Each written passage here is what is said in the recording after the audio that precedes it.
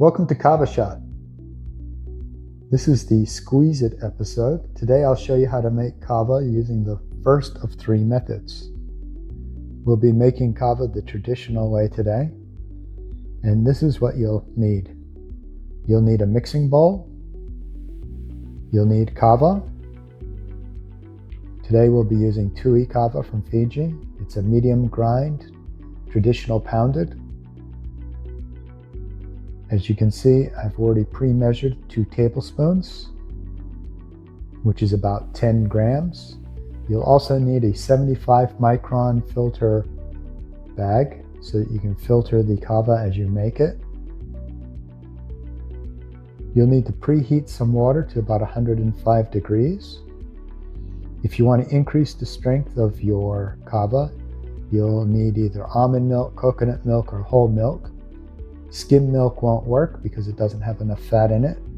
And then you'll need your favorite drinking tumbler.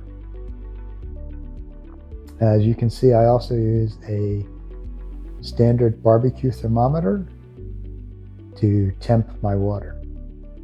So that's what you'll need today to make kava the traditional way.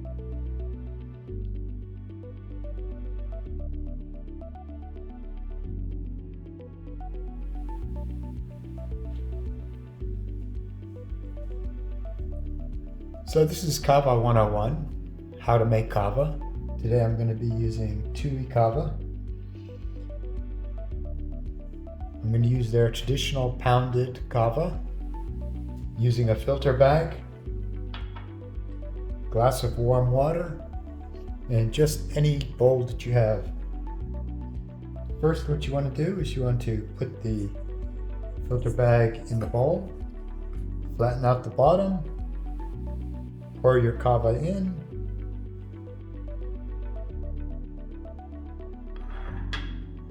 Next, you want to seal up your bag, pull the cinch cord. This will prevent any of the powder from actually exiting the bag out the top. This is a 75 micron filter bag, which is recommended if you're making kava. It reduces the amount of any larger fibers, but it lets all of those micro pieces of fiber or particles into the elixir, which is where most of the power is. Then you just pour the water onto the kava. It's good to move it around a bit, get it as wet as possible, dunk it, push down on the kava, and try to keep it all in one spot. So you can see that I'm just angling the bag so that the kava all goes to one area, the lowest area of the bag. And I just dip it, let it get wet, wait a couple minutes so that it absorbs as much water as possible. So a key tip here is use warmer water.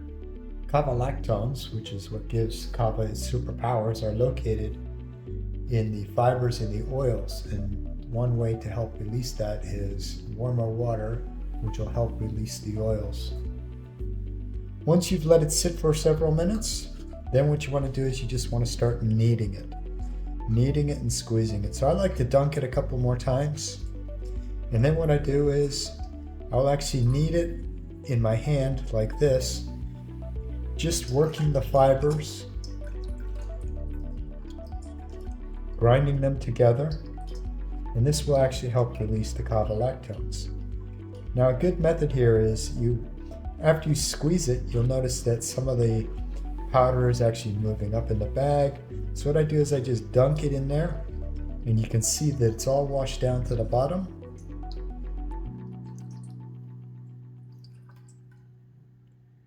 Let it drain a bit, and then again, I just start squeezing it and kneading it.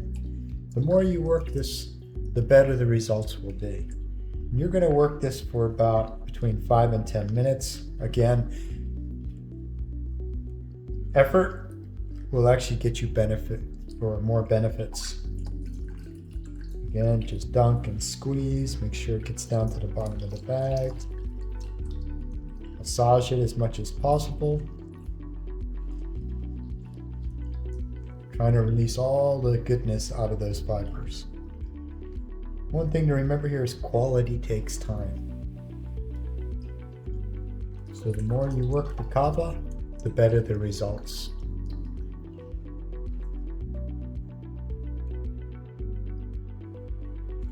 There's a lot of different kavas on the market. Each kava has different specific properties to it based on the percentage of the different kava lactones that are in it.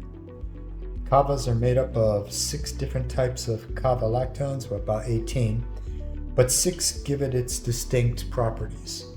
And then 3 of those produce about 70% of the results. So once you start doing more research about kava, you understand kava more, you understand the different types of kava lactones and which kava lactones you like. Some kava lactones will make you sleepy. Some kava lactones will make you more creative, more alert, more awake, and then you'll be tired later. Some kava lactones, or some kavas, will actually just make you want to veg out. So depending on what you're really trying to achieve with your kava, it depends on which kava you select. There's a lot of different kavas on the market. Try to use a more reputable dealer. Kavas that come from specific farms or plantations are generally better. The quality control's higher. It's a consistent product. Where a lot of vendors or suppliers on the market will actually buy from multiple different farmers, and then they'll blend it, they'll mix it all together. And by doing this, you don't really get a consistent experience. You don't have real good quality control over the kava that you're actually purchasing. So the more you massage this, what you'll start feeling is you'll start feeling a oily feeling on your hands. And that means that it's working. You're starting to release those oils, which are where the kava lactones are. Now there's a lot more ways to make your kava a little more powerful, and we'll discuss those at the very end. But again, the dipping and the massaging is the most.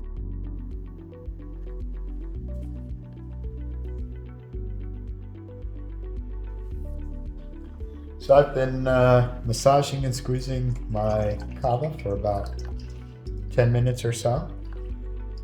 You can go longer if you want. The more you work your kava, the better the kava will actually be.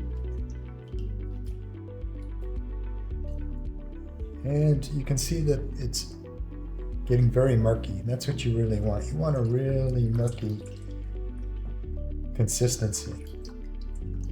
Now what we're going to do is we're just going to do one final squeeze. Let me dip and get everything down to the bottom of the bag. And we're going to squeeze. I usually start at the top of the bag and I start working my way down, trying to get all that goodness out of there, squeezing as much as possible. Now, you may want to actually save this for a second batch.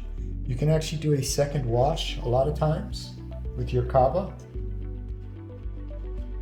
So don't throw that out. Save it if you're going to do a second wash. And there's the kava. Nice and murky, ready to go. Now you'll also find that at the very bottom of this, there's a lot of really, really fine microparticles. You really want to make sure you drink those microparticles. That's where most of the goodness is. Some kavas taste really, really strong. Some kavas aren't as strong. Some kavas have different flavors to them. Most really good kavas will have a nice peppery taste. And as soon as you drink the kava, you'll feel a numbness in your mouth, in your tongue, the back of your. Now that our kava is complete, you're going to make sure you want to get all of those microparticles in the bottom of the bowl. Swish it around. Select what cup you want. If you want to do traditional, you can also use a coconut bowl. Today I'm just going to use my thermal cup. Pour it in. Switch it around, make sure you get all of those microparticles. That's what you really want. If you don't get them all, pour some back in, switch it around some more. Voila. And now, I am ready to drink my kava. Bula. I'd like to thank Tui Kava for sponsoring today's show and providing me with both micronized and traditional kava, along with the great 75 micron filter bag and additional goodies. Tui Kava, a perfect kava for creatives.